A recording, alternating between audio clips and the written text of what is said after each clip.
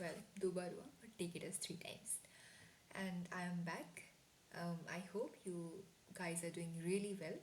So आज मैं लेकर आई हूँ chapter 2 of political theory, which is none other than the freedom, the idea of freedom. So chapter 1, which was introduction to political theory, is already on my channel. You can go and watch it. अगर आपने नहीं देखा हो, अगर आपने देख लिया है, then well and good. Well, anyways, for today we are going to start with freedom. तो यहाँ पे before we start you can see two pictures, one of this woman and I guess you know this person, class 10th में आपने पढ़ा होगा इनके बारे में, you had in English if I'm not wrong. Well, उनके बारे में भी हम डिस्कस करेंगे और फ्रीडम के बारे में तो डिस्कस करेंगे ही. तो या let's start with the chapter. तो इस पेज में as always nothing is important, you can skip this, but if you have to have overview कि क्या क्या होगा इस चैप्टर में, then you can just read it. But I am gonna start with the main thing which you will need for this chapter. So coming to page number 2 of this chapter, which is the ideal of freedom. तो इससे start करते हुए in the following 2-3 paras यहाँ पे you are given the example of those two people जो मैंने ऊपर दिखाया था आपको, these two people. So first हमारे पास है one and only about Nelson Mandela. So इनके बारे क्लास 10th में इंग्लिश में ज़रूर पढ़ा होगा, इनकी जो ऑटोबायोग्राफी है लॉन्ग वॉक टू फ्रीडम. तो यहाँ पे एक MCQ बनता है कि whose autobiography was Long Walk to Freedom, then the answer is of course Nelson Mandela. तो इस बुक में ऑटोबायोग्राफी एज इन्होंने ये बुक खुद लिखी थी कि कैसे साउथ अफ्रीका में जब एपार्थाइड सिस्टम था. Now what is apartheid? So apartheid is basically, let me write it. इसमें क्या होता था, South Africa is a country which you should know, and if you don't know you know now. Anyways, so यहाँ पे जो black people थे and white people थे. White were the minor people, like minority people, they're white, we're the white ones, but the white actually did the dominance on black. और colour के basis पे, यानी कि जो ब्लैक एंड वाइट डिफरेंस था उसके basis पे डिस्क्रिमिनेशन होता था. Discrimination was done. तो इसी डिस्क्रिमिनेशन की वजह से जो ब्लैक्स थे, जो एक्चुअल पीपल थे of south Africa, they were suffering a lot, बहुत ज़्यादा सफ़र करते थे. उनके जो राइट्स थे, उनका जो फ्रीडम था वो छीन लिया गया था. और इसी डोमिनेशन और सफरिंग के अगेंस्ट नेल्सन मंडेला जी ने आवाज़ उठाई थी. And he did the struggle for like 27 years. How many years? 27 years. तो उसी स्ट्रगल्स के बारे में उन्होंने इस बुक में लिखा था. तो after this struggle, after 27 years of struggle which is written here, finally this apartheid system was ended and the blacks also got their rights and their freedom.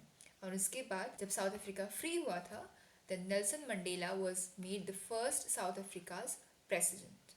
This was all in the very first page. तो यहाँ पे 2 MCQ आ सकते हैं कि long walk to freedom किसने लिखा था. then of course Nelson Mandela ji ने लिखा था. और साउथ अफ्रीका में कौन सा सिस्टम था? then the system was an apartheid system. और वो क्या था? that I have explained it to you already. I hope it is clear. Now moving forward. Okay, here is the second person. So I don't think कि इनके बारे में आपने पहले सुना होगा. So this is the very first time when I actually read this chapter, I also came across her for the very first time. So she is Aung San Suu Kyi. Here, Aung San Suu Kyi. तो ये एक Myanmar की lady है. तो इन्होंने क्या किया था, इन्होंने भी एक बुक लिखी थी, freedom from fear. So another MCQ, freedom from fear किसने लिखा था? then it was written by Aung San Suu Kyi. तो क्या हुआ था, Myanmar actually, Myanmar is India के साइड में ही है, या इंडिया के this side on the right hand side if you will see on the map. तो वहाँ पे क्या था, मिलिट्री रूल था. ओके, मिलिट्री रूल था और इन्होंने इस मिलिट्री रूल के अगेंस्ट आवाज़ उठाई थी ताकि वो डेमोक्रेसी को रीइस्टाब्लिश कर सके. बट जब मिलिट्री को ये बात पता चली तो ऑंग सान सू की को हाउस अरेस्ट के अंदर रखा गया था. House arrest as in Aung San Suu की को उन्हीं के घर के अंदर उन्हें अरेस्ट करके बंद करके रखा गया था. और उनका ये मानना था कि रियल फ्रीडम तब है जब किसी के पास फ्रीडम हो फ्रॉम फियर, कि किसी को डर ना हो कि आज शायद मेरे साथ ये हो जाए या वो हो जाए। तो जब किसी से फ्रीडम, जब किसी को फियर नहीं होता, then the person can be really called as a free person or can be told as having a real freedom. तो इनका ये मानना था कि freedom is actually related with the freedom from fear. सो यहाँ पे एक MCQ बनता है कि एक नहीं दो बन सकते हैं कि फ्रीडम फ्रॉम फियर किसने लिखा था। तो ये लिखा था ऑन्ग सान सू की जी ने, और ये कहाँ की थी? Then she was from Myanmar which was also known as Burma in the past, but इनका इनका नहीं, बट अभी म्यांमार ही कहा जाता है। So this was all in the this page. You can read it once to get more clarity, like कैसे क्या हुआ था, but majorly यही से questions form होंगे आपके। Okay, now coming to the actual subheading here, what is freedom? You will have noticed that मैंने आपको as always जो मेन कीवर्ड है हमारे चैप्टर का वो नहीं बताया, like explain नहीं किया था।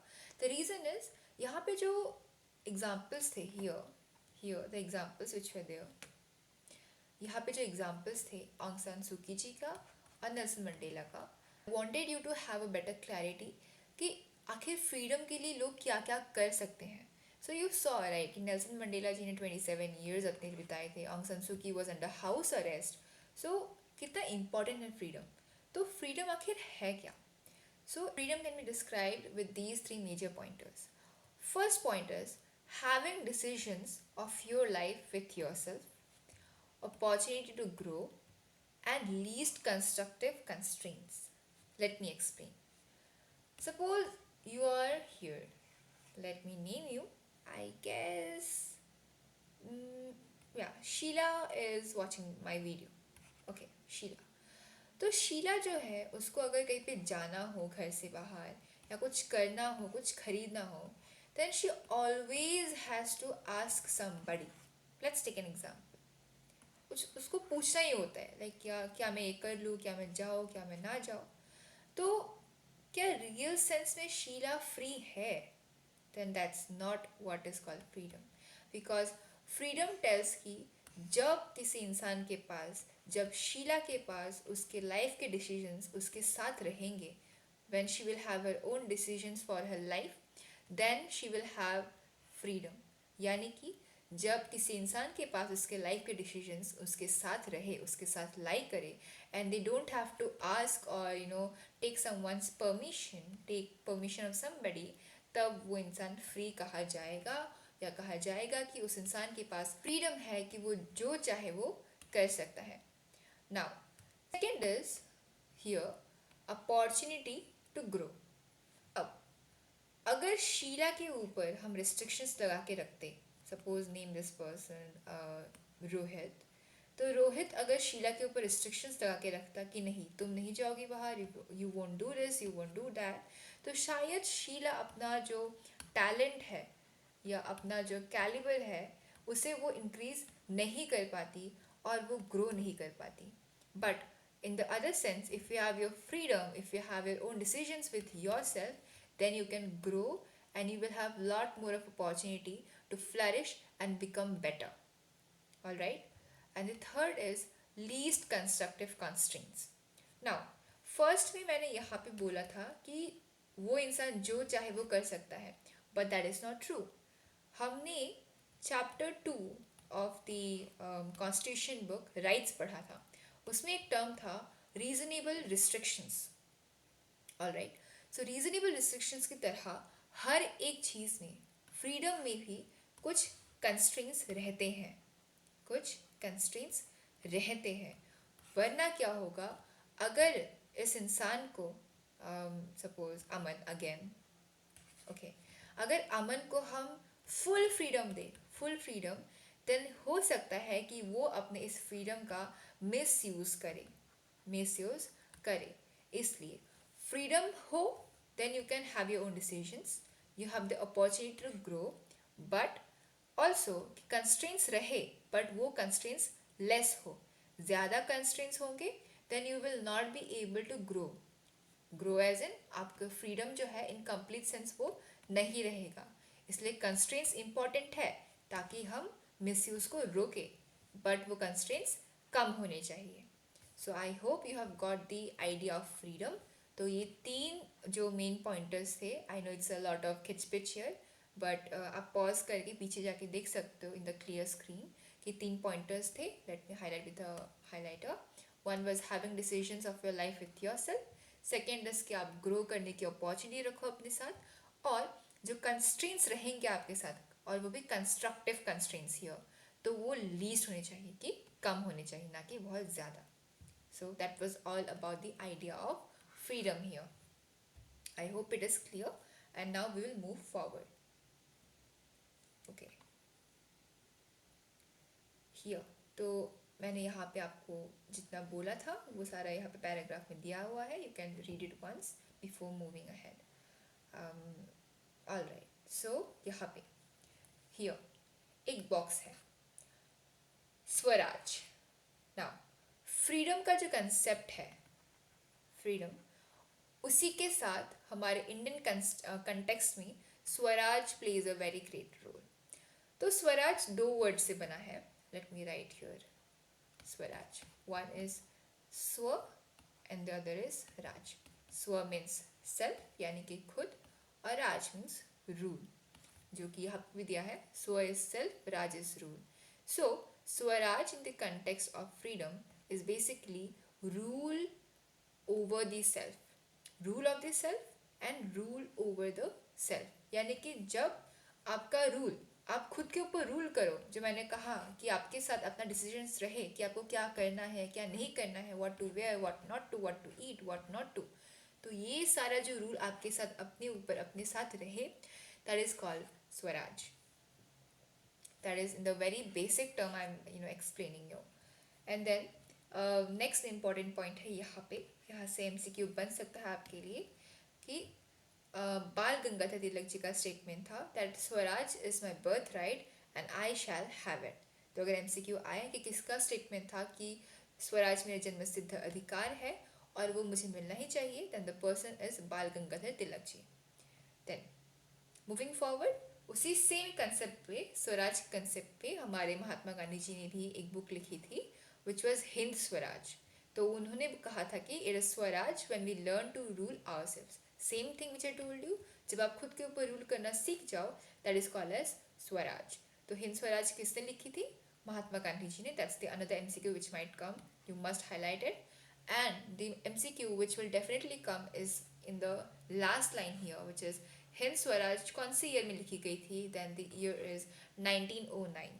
सो you must mark it down. So this was all about the thing in the box, and you might read it once, but yeah, main pointers मैंने आपको बता दिए हैं. Now moving forward. Okay, so यहाँ पे जो है मैंने constraints जो कहा था, okay, जो constraints जो है वो लीस्ट होनी चाहिए, वही यहाँ पे बताया गया है. You can read once, but हम पहले ऊपर ये पढ़ चुके हैं. Now coming here, कंस्ट्रेंट्स हमने जान लिया कि ओके कंस्ट्रेंट्स इंपॉर्टेंट है but they should be less. Now कहाँ से कंस्ट्रेंट्स आ सकते हैं वाइल एक्सरसाइजिंग फ्रीडम? ओके, इसके तीन मेजर सोर्सेस हो सकते हैं. फर्स्ट इज लॉज, यानी कि जो लॉज गवर्नमेंट ने हमारे लिए बनाए हैं. Second is caste system which is a social constraint, I would say कि you know if somebody is from a lower caste and the other one is from the higher caste, then definitely there will be some kind of dominance on the lower caste person, है ना. तो उस time पे शायद ये इंसान इसके comparatively free नहीं होगा, है ना. लाइक उसको डोमिनेट किया जाएगा, ही और she would be dominated, and शायद वो जो अपने राइट्स है या जो उसके डिसीजंस है वो खुद ना ले पाए. So that is why caste system also acts as a barrier और as a constraint while exercising one's freedom here. Okay. Third is economic inequality. Now, economically as in अगर कोई इंसान अपने बेसिक नीड्स के लिए भी सफ़र कर रहा है, basic needs like food, clothes and stuff, तो शायद वो किसी और चीज़ के बारे में सोच ही ना पाए। तीन इनइक्वालिटीज़ रहती हैं, political, social and economical, and somewhat way these three are actually interrelated. The one leads to the other, interrelated. तो अगर एक इंसान इकोनॉमिकली बहुत वीक है, बहुत सफ़र कर रहा है, तो वो शायद सोशली भी सफ़र करेगा, क्योंकि वो अपने बेसिक नीड्स को फुलफ़िल नहीं कर पाएगा। तो वो एक जो बेसिक स्टेटस है सोसाइटी का, वो उसको मिलेगा ही नहीं। एंड तो पॉलिटिकल जो राइट्स है, वोटिंग का हो या पार्टिसिपेशन का हो, that's like very far away from his view point. तो उसमें भी वो कंप्लीटली फ्री नहीं है कि वो जो चाहे कर ले या फिर जो उसकी मन में आए वो कर ले। So this also, the economic inequality also acts as a barrier in the exercising of one's freedom. तो तीन मेजर सोर्सेज थे, one is loss of the government, second is caste system and the third is economic inequality. That was all right here. इस पूरे इसको जो para है उसमें यही दिया गया है। Now again moving forward here, this box, Netaji Subhash Chandra Bose on freedom. तो इस बॉक्स में नेताजी सुभाष चंद्र बोस, यहाँ पे इन्होंने अपना जो व्यू पॉइंट है, उनका जो व्यू पॉइंट था ऑन फ्रीडम, वो बताया है ऑन फ्रीडम। तो यहाँ पे एक वर्ड है प्रोसेस, यहाँ पे right here, the conception of freedom has undergone a process of evolution.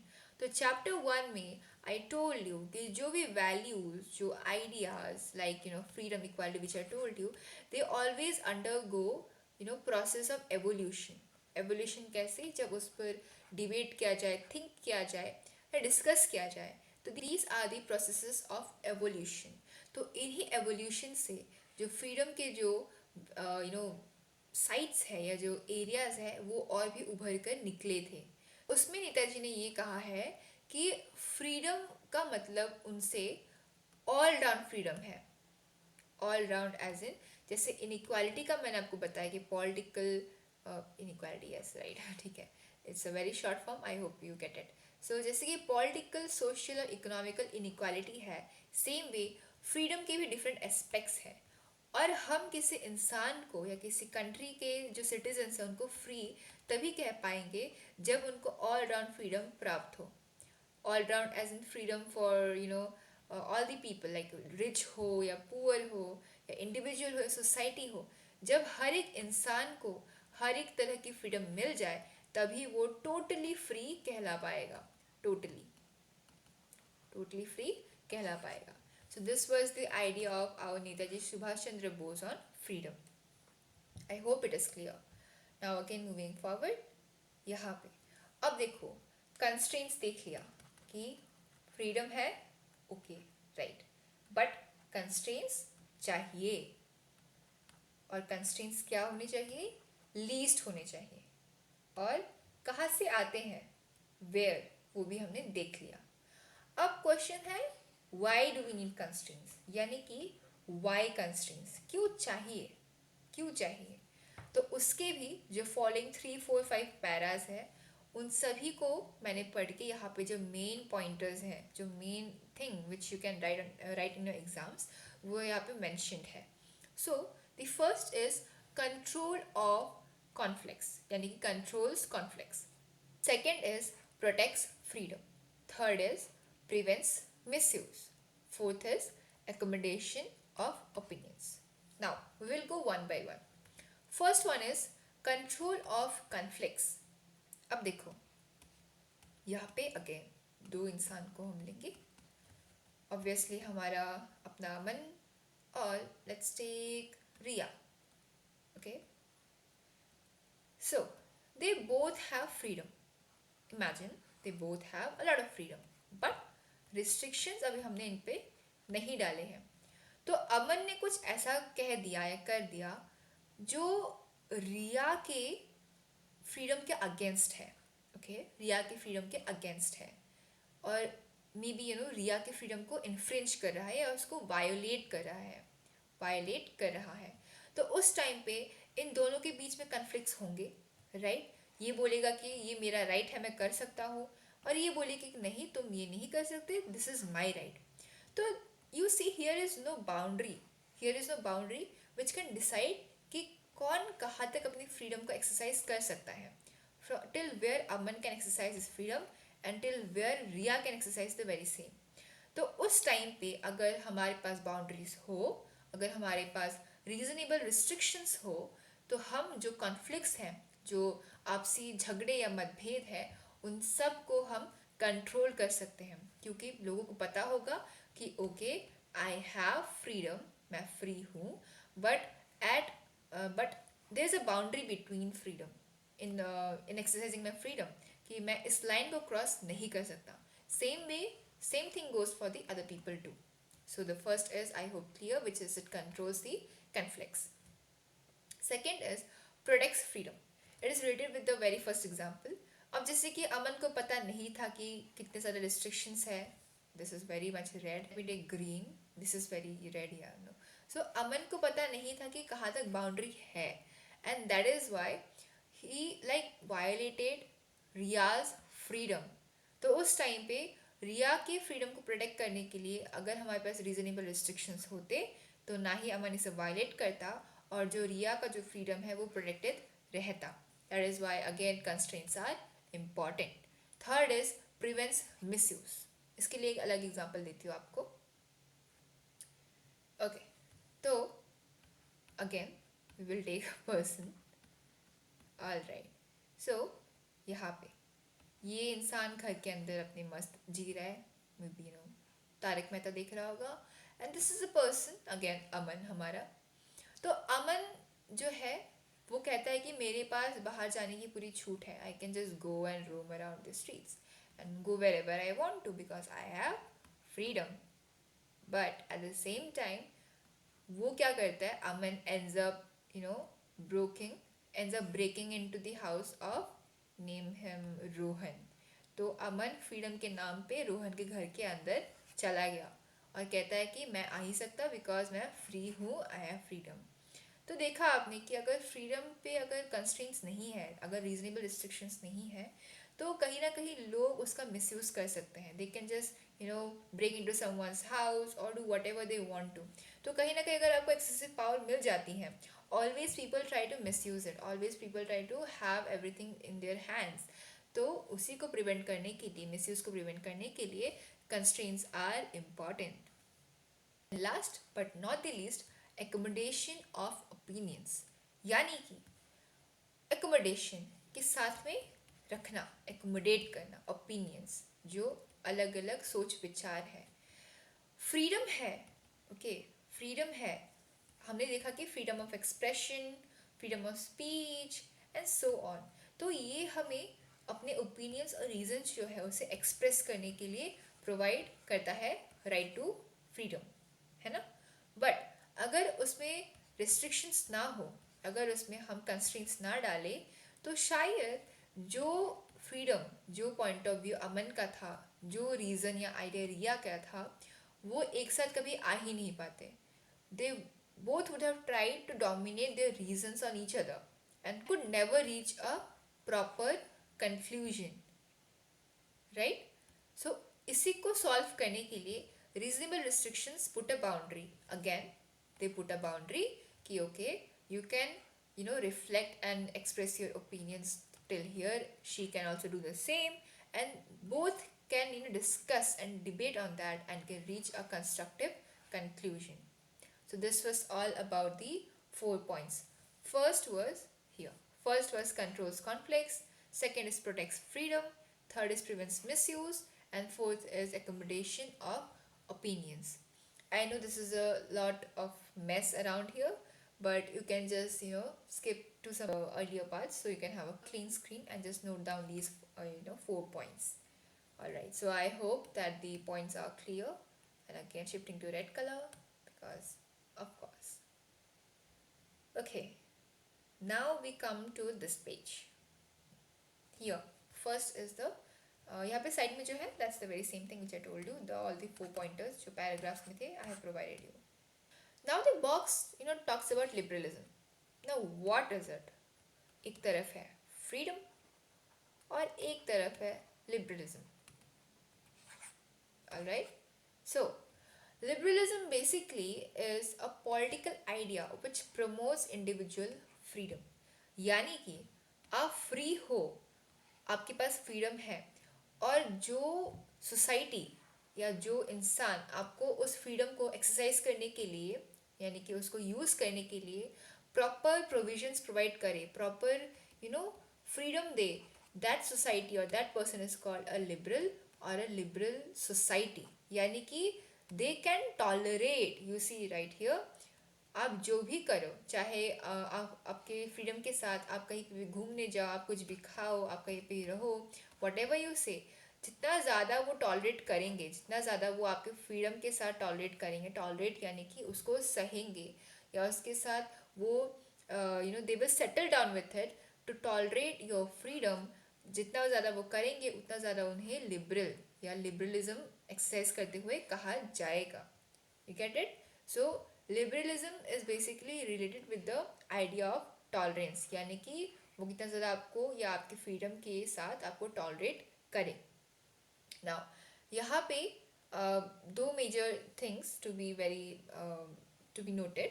Earlier, the idea of liberalism was basically related with the idea of free market. Free market यानी कि जो भी वेंडर है, जो भी सेलर है, वो अपने साथ सारे राइट्स को रखे कि उसे क्या करना है, क्या बेचना है, कहाँ नहीं बेचना है, वो सारे राइट्स उसके साथ हो. और जो स्टेट का जो रोल है, यानी कि स्टेट यानी कि योर गवर्नमेंट में be in the current time, उसका रोल यानी कि जो कंट्रोल है उसका वो सबसे लीस्ट हो, और सबसे ज़्यादा राइट्स और छूट सेलर के साथ हो कि उसे कहाँ पे क्या डिसीजन बनाने हैं. बट अभी currently the idea of liberalism has changed. Now it is mainly associated with the idea of the individual, यानी कि इंडिविजुअल के साथ रिलेटेड है as compare to the societal view. कि सोसाइटी के कंपैरिजन में इंडिविजुअल के फ्रीडम को ज़्यादा इम्पोर्टेंस दी गई है. Alright? And it also tries to do away with the socio-economic inequality, which is mentioned in this line here, which is mentioned in this line. Alright? तो पहले ये फ्री मार्केट और state role के साथ सबसे कम role होना चाहिए state का, उसके साथ रिलेटेड था. But currently it accepts the state की ओके स्टेट को भी काम करना चाहिए. State should interfere in the market and should provide policies ताकि जो सोशियो इकोनॉमिक इनक्वालिटी है उसे दूर किया जाए. एंड अभी करेंटली मेजरली इंडिविजुअल के साथ लिबरलिज्म को जोड़ा जाता है कि जो इंडिविजुअल का जो फ्रीडम है that should be given more importance as compared to the societal view. Alright, that was all about liberalism. Now, coming to the 2.4 subheading, which is harm principle. Now, harm principle बहुत अगर simply समझना हो, then I have written here कि one should be free to exercise freedom until major harm is caused. यानी कि again a person and for always a person. तो उस इंसान के पास फ्रीडम तब तक होनी चाहिए and the person should be able to exercise his freedom until and unless a major harm is caused. Major harm is caused. And that is why it is called the harm principle. यानी कि जब तक वो इंसान freedom access कर रहा है, अपने फ्रीडम को यूज़ कर रहा है और कुछ मेजर हार्म नहीं हो रहा, किसी का मर्डर नहीं कर दिया या कुछ ऐसा कुछ कर नहीं दिया जो कि सोसाइटली बहुत अनएथिकल हो या हार्मफुल हो, तब तक उसे फ्रीडम के लिए उसे छूट मिलनी चाहिए. पर जब उसने कुछ हार्म कमिट किया हो, then the major action should be taken against the particular person. तो ये प्रिंसिपल किनका था? This was given by John Stuart Mill, who is also known as J.S. Mill, और ये उन्होंने अपनी बुक ऑन लिबर्टी में मेंशन किया था. तो ये क्वेश्चन MCQ में ज़रूर आता है. Who gave the harm principal? The person is John Stuart मिल. और किस बुक में उनकी? In the book of on liberty. Please highlight it. This will definitely come in exams. Okay, now moving forward. तो यहाँ पे मिल ने इसी प्रिंसिपल के साथ दो तरीके के एक्शंस बताए थे, यानी कि आप फ्री हो तो कुछ ना कुछ करोगे, आपके एक्शंस रहेंगे। तो उन्हीं एक्शंस को हमारे मिल जी ने दो तरह के एक्शंस के ग्रुप्स में, first is self regarding and the other is other regarding. Self regarding as in जो बस आपसे ही रिलेटेड हो, आप जो भी करो it is only for one self, it is only for you. But other regarding में क्या है, आप कुछ भी कर लो, एनी एक्शन यू डू, आप गाना गा लो, गाना सुन लो, गाना बजा लो डीजे पे, तो अगर उससे दूसरों को भी इफेक्ट हो रहा है then that is called the other regarding, यानी कि दूसरों को भी अफेक्ट हो रहा है। दूसरों कैसे होगा, let me give example. Suppose आपने ये डीजे बजाया, ठीक है, आप डीजे बजा रहे हो रात को, तो लो वॉल्यूम पे इफ यू लिसन, देन उससे दूसरों को फर्क नहीं पड़ रहा, they are peacefully sleeping at their home and you are enjoying your music by yourself. So this is called only oneself, for only yourself, which is only self regarding. But अगर उसी DJ को आपने रात को एकदम highest volume पे, okay, highest volume पे रात के 2-3 बजे अगर आपने लगा के छोड़ दिया, तो फिर दूसरों की sleep is getting disturb, it is other regarding, दूसरों को भी अफेक्ट कर रही है, then that is called as the other regarding action. दूसरा डिफरेंस ये है कि सेल्फ रिगार्डिंग एक्शन में इंटरफेरेंस को टॉलरेट नहीं किया जाता, कि मैं जो भी कर लूँ मुझे इंटरफेरेंस नहीं चाहिए, I won't take any interference, मुझे इंटरफेरेंस चाहिए ही नहीं। बट अदर रिगार्डिंग में क्या है, जब आप दूसरों को इफेक्ट कर रहे हो, जब आप डीजे इतने रात को बजा रहे हो हाईएस्ट वॉल्यूम पे, तो ऑब्वियसली अदर्स तो इफेक्ट होंगे ही, और वहाँ पे जो लोग हैं they can definitely take action against you and can interfere into the matter of your freedom. तो देखा आपने कैसे कि दो एक्शंस थे, one was self regarding, the other was other regarding. एक में बस आप हो और इंटरफेरेंस नहीं होनी चाहिए, दूसरे में दूसरों को भी इफेक्ट हो रहा है और इंटरफेरेंस भी हो सकती है। So you should just note it down.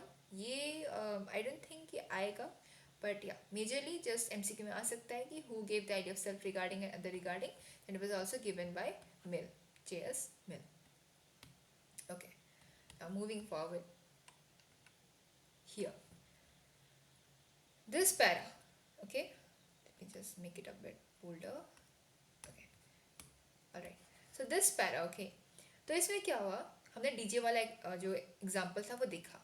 तो जब आप वॉल्यूम पे सुन रहे हो, अपने वॉल्यूम पे खुद एंजॉय कर, इट्स फाइन। बट जब आप डीजे ने एकदम आपने डीजे को एकदम फास्ट वॉल्यूम पे, हाईएस्ट वॉल्यूम पे रखा and it's like affecting other people, वो दूसरों के राइट को भी, दूसरों के फ्रीडम को भी हार्म कर रहा है, तो उस टाइम पे क्या होगा, they can take action, they can take action, the people can take actions against you and against your freedom.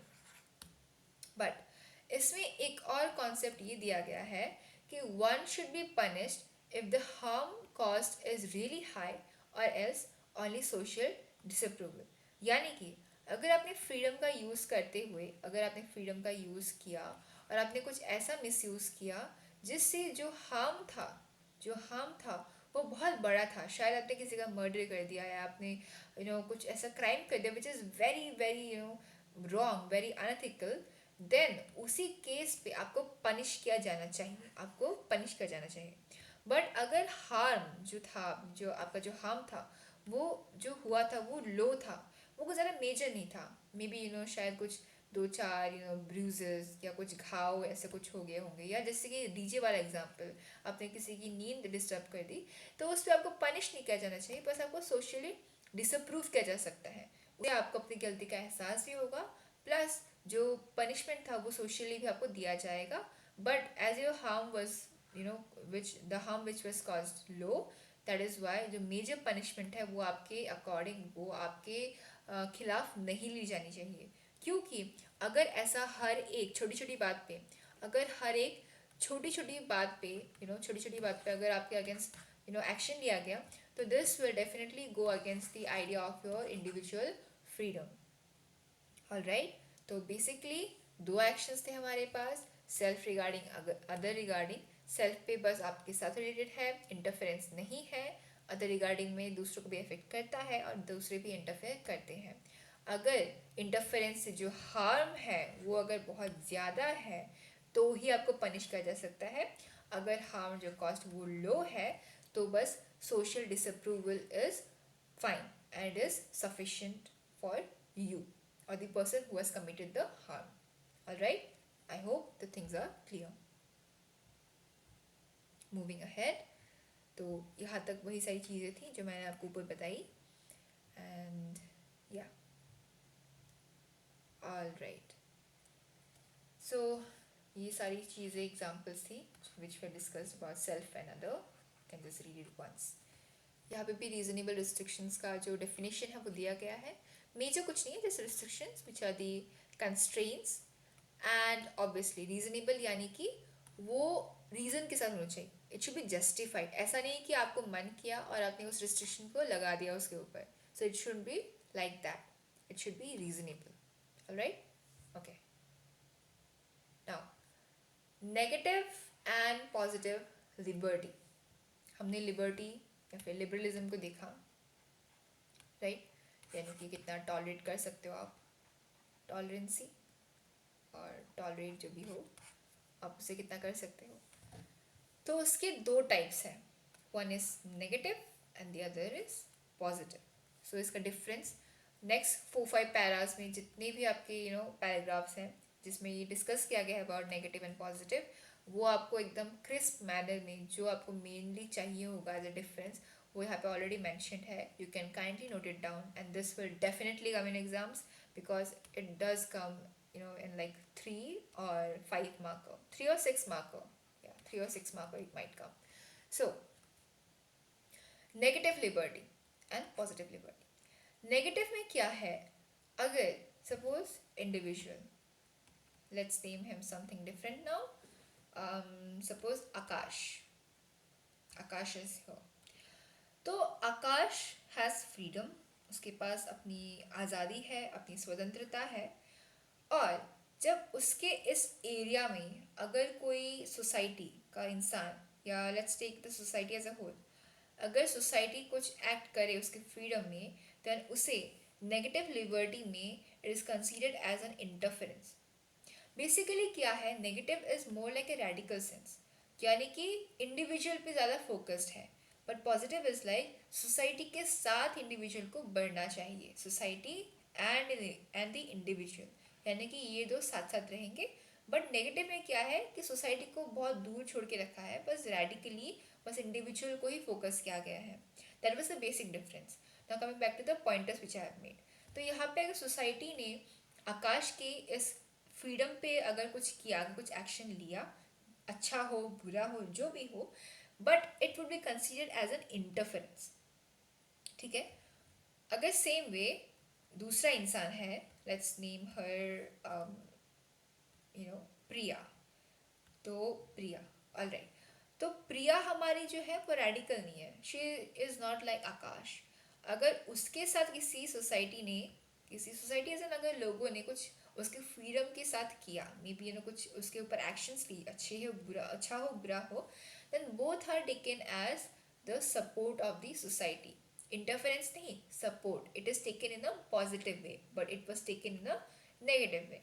I hope that is clear. Second is small area. I told you already कि यहाँ पे बस individual पे ही focus किया गया है, the focus is only the individual. But यहाँ पे सोसाइटी और जो इंडिविजुअल है दोनों को साथ में लेके एक बड़ा एरिया बनता है। It is a big area but this is a small area, but this is a small area. ठीक है, third is individual is the core and here society is the core, which I already told you कि individual ही core है, यहाँ पे individual ही सब कुछ है, उसी को पावर मिलनी चाहिए, वही जो करना चाहे वो करेगा। बट पॉजिटिव में जो है वो सोसाइटी के साथ उसे चलना होगा। Fourth is freedom from and freedom to. तो this also comes as an MCQ। Okay, that was this also comes as an MCQ कि फ्रीडम फ्रॉम का जो है वो किसके साथ रिलेटेड है। तो freedom from is related to negative liberty and freedom to is related to the positive liberty. तो फ्रीडम फ्रॉम यानी कि नेगेटिव, यानी कि इंडिविजुअल बोलेगा कि मुझे किस किस से छूट मिल रही है, यानी कि वो दूर होना चाहता है, ही और she wants to stay away from things. But society में जो इंडिविजुअल है अगर वो पॉजिटिवली लिबर्टी को ले तो वो ये कहेगा कि मुझे क्या क्या करने की फ्रीडम सोसाइटी ने दी है, सोसाइटी ने मुझे किस किस चीज़ों के लिए फ्रीली मुझे छूट दे रखी है.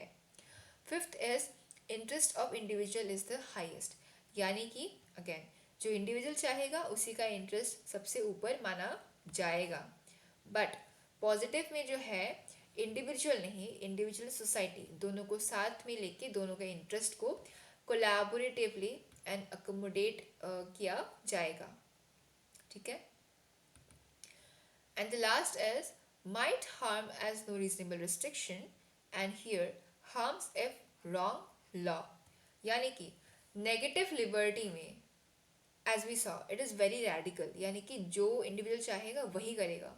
तो इसमें हमने जो पढ़ा रीजनेबल रिस्ट्रिक्शंस वो नहीं है और इनकी इंपॉर्टेंस हमने देख ली है. अगर ये नहीं होगी तो जो प्रॉब्लम्स है वो इसे फेस करने पड़ेंगे. बट पॉजिटिव में भी कुछ प्रॉब्लम्स हैं, जैसे कि अगर सोसाइटी के साथ बहुत ज़्यादा रिलेशन हम देख सकते हैं पॉजिटिव लिबर्टी में. तो अगर सोसाइटी ने कुछ ऐसा लॉ बनाया, कुछ ऐसा गलत रॉन्ग लॉ बनाया, then this will definitely affect the individual as well. All right, so these were the 6 major differences. Please just go back to the video and you can clear this mess out and note down this table because this is really really really important. All right, yeah, and I hope you have got the thing which I wanted to convey. So we are moving forward now. Okay, so जितने भी मैंने आपको बातें बताई, okay examples के साथ without examples जो भी हो वो सब कुछ यहाँ पे दिया गया है. You can read once if you want to, but जो मेन क्रिस्प पॉइंटर्स हैं और जो क्वेश्चंस होंगे उसमें आपको वही 6 पॉइंट्स लिखने होंगे. Okay, now coming to the last topic of this chapter which is freedom of expression. Now one question, freedom हम इतना ज़्यादा पढ़ रहे हैं. Okay, let me make it a bit bolder. Freedom का जो आइडिया है, जो राइट है, जो फंडामेंटल राइट है, वो आर्टिकल नंबर किससे है? Let me know in the comments. Let me know in the comments if you know it और you do not know it. Okay, alright. So coming to freedom of expression, यानी कि आपके जो reasons, ideas या opinions है आप उसे freely express करो, which is under freedom of expression. Now, यहाँ पे you can just read the whole thing, but I will always and always give you the very useful part of the whole thing. तो यहाँ पे एक major point यहाँ पे बनता है, एक statement based MCQ, कि किसने कहा था that I disapprove of what you say, but I will defend to death your right to say it. Okay? तो ये था वोल्टायर का स्टेटमेंट. इसका मतलब है कि इवन इफ रामू है हमारे साथ, रामू कुछ सोचता है, उसका ओपिनियन है अबाउट मे बी जेंडर के ऊपर उसका कुछ ओपिनियन है, एंड मैं यहाँ पे हूँ, I am here, let's name my self Neha. Okay, तो रामू का जो ओपिनियन है मैं शायद उससे एग्री ना करूँ, but he has freedom to express. So even if I disagree of his opinion, I must and I should defend his right to say it. यानी कि उसके पास फ्रीडम ऑफ एक्सप्रेशन है और उसे मैं उसका जो राइट है उसका राइट मैं डिफेंड ज़रूर करूँगी. And that is what Voltaire said, even if you disapprove of some people's opinion, but they have the right to say it because they have the expression right, so they can do it. ठीक है? Okay. Now यही पे नीचे एक box होगा. We will come to this 4 pointers, but I just want to show it to you. तो ये सारी जो paragraphs I can read it, but mainly जो things okay I will explain it to you and I've always did it. So yeah, so I was talking about this box, freedom of expression which you're talking. तो हमारे J.S. मिल जी ने जिन्होंने on liberty book लिखी थी, तो उनका थोड़ा सा डिस्क्रिप्शन है यहाँ पे. He was a political thinker from 19th century in Britain, and उन्होंने जो फ्रीडम ऑफ एक्सप्रेशन है उसके रिगार्डिंग उनके बुक अगेन ऑन लिबर्टी में ही उन्होंने चार तीन होंगे, चार यस फोर रीजंस दिए थे, to be very precise. 4 reasons दिए थे कि आखिर क्यों फ्रीडम ऑफ एक्सप्रेशन ये आखिर क्यों freedom of expression is like really really really important.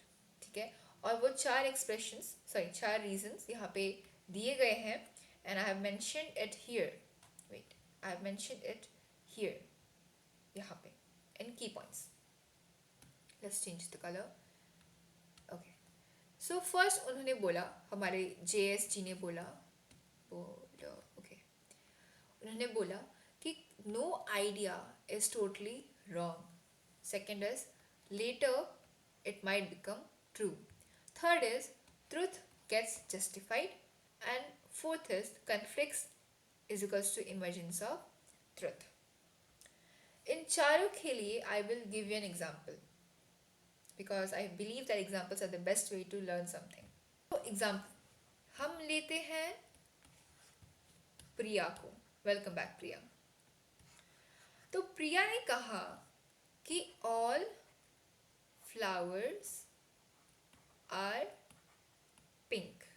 Okay, now आपको लगेगा कि उन्होंने कहा, प्रिया ने कहा कि all flowers are pink, but we know that is it is not true because flowers can be of different colors, yellow, pink, green, white, whatever. So you already know कि आपको देख के लगा कि Priya is telling which is not true actually, but you will also feel कि this idea of all flowers are pink is also not totally wrong, क्योंकि pink flowers भी तो होते हैं, है ना. तो which tells that कि even if the person is expressing some idea which he or she is conveying, it might not be true, but it can never be totally wrong as well. यानी कि जैसे कि pink flowers, सभी pink flowers नहीं होते, but pink flowers होते हैं. It's a bit confusing, but just get the extract. आप बस ये समझो कि जो भी आइडिया, जो भी मैं कहूँ या आप कहें, वो टोटली कभी भी रॉन्ग नहीं होता. It might not be true, but it has it is not also totally wrong. वो टोटली रॉन्ग भी नहीं होता. Second is later might become true. इसका example same. Suppose 50 years passed, 50 years चले गए, दे पास्ट. उसके बाद क्या हुआ, जो भी डिफरेंट कलर्स के जो फ्लावर्स मैंने पे बनाए थे, वो सब कुछ दे जस्ट स्टॉप एग्जिस्टिंग. अब जस्ट पिंक फ्लावर्स रहते हैं. It's not pink, let's make it pink, it's red. Okay, अब बस पिंक फ्लावर्स रहते हैं. ठीक है, तो आपने देखा कि जो आइडिया पहले गलत था वो अब सही भी हो सकता है. तो आज today the thing which is right, today the thing which is wrong, tomorrow it might become the truth. That was the second reason why freedom of expression is really important. Third is truth gets justified. इसके लिए we will need another person. Let's meet Karan. Okay, तो करण यहाँ पे है. तो जब प्रिया ने बोला कि all flowers are pink, Karan ने बोला नहीं, some flowers are pink. You get it, some flowers are pink. Karan ने कहा कि ठीक है, पिंक फ्लावर्स है, but not all, just some flowers. तो यहाँ पे फिर ये दोनों डिबेट करने लगे कि नहीं पिंक फ्लावर्स ही है. ये बोलेगा नहीं some flowers are only pink. तो ऐसे डिबेट और डिस्कस, ऐसे कन्फ्लिक्ट्स में, ऐसे फाइट्स में या क्वारल्स में जो भी लोग डिबेट या डिस्कस करेंगे, उससे जो भी सच्चाई होगी, जो भी कंक्लूजन आएगा, उससे जो सच है वो जस्टिफाई होगा कि आखिर प्रिया सही थी या करण सही था. क्योंकि प्रिया अपने ओपिनियन के लिए अपने एग्जाम्पल्स या अपने रीजंस प्रोवाइड करेगी, और सेम वे करण भी अपने जो ओपिनियन है उसके लिए अपने रीजंस और जो भी आइडियाज़ है उसे वो एक्सप्रेस करेगा। तो इन सभी आइडियाज़ ओपिनियंस और इन सभी आइडियाज़ और रीज़न से जो है, जो एक्चुअल ट्रुथ है वो हमारे सामने उभर कर आता है। तो अगर ये सब करना होगा तो इंसान के पास फ्रीडम ऑफ एक्सप्रेशन होना ज़रूरी है। The fourth is conflicts resulting to emergence of truth. ठीक है, तो ये भी सेम था कि यहाँ पे इन्होंने अपने बातों के लिए जो अपने रीजंस और आइडियाज़ थे उससे अपनी बातों को उन्होंने जस्टिफाई किया। ठीक है, उन्होंने अपनी बातों को जस्टिफाई किया। सेम वे करण ने भी अपनी जो ओपिनियन था कि नहीं, some flowers are only pink not all, उसके लिए उसने अपने रीजंस और आइडियाज़ थे जिससे उसका ओपिनियन जस्टिफाई होता है। और इन सभी जस्टिफिकेशंस और कन्फ्लिक्ट्स में जो भी सच्चाई थी, the truth which was there, it got highlighted and it came in front of us. So these were the major 4 pointers which Mill said, and which Mill told us ki why freedom of expression is really really really important for a person and important for the society. All right, I hope the things are clear. And okay, let's scroll down. Okay, so ये भी same thing है जो मैंने आपको बताया था. You can read this out. Okay, so we are done with this chapter again. We are done with freedom. Let's draw freedom here. Now you have freedom from this chapter because you have mastered it, and I'm really happy that you sticked till the end. And even if I do not think कि आपको doubts रहे होंगे if you have paid your whole attention, but still रहते हैं because obviously we're humans, we have doubts. So if you have any doubts, you can comment in the comment section, and I will be really happy and happy always to reply to all those comments and doubts. And yeah, with this we are done with freedom, and you are also free, I am free, and we'll meet you with another video. Until then, take care and goodbye.